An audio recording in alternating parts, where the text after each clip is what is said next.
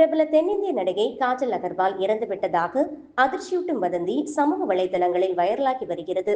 அவர் சாலை விபத்தில் இறந்துவிட்டதாக பொய்யான தகவல்கள் பரவி அவரது ரசிகர்களிடையே கலக்கத்தை ஏற்படுத்திய நிலையில், காஜல் அகர்வால் தற்போது இந்த வதந்திகளுக்கு பதிலளித்து தான் பாதுகாப்பாகவும் நலமாகவும் இருப்பதாக உறுதிப்படுத்தியுள்ளார். காஜல் தனது இன்ஸ்டாகிராம் பதிவில், நான் ஒரு விபத்தில் சிக்கி இந்த உலகில் இல்லை என்று சில தவறான தகவல்கள் பரவி வருகின்றன. இது முற்றிலும் பொய்யானது, வேடிக்கையானது. கடவுளின் அருளால் நான் நலமாக இருக்கின்றேன், பாதுகாப்பாக இருக்கின்றேன்.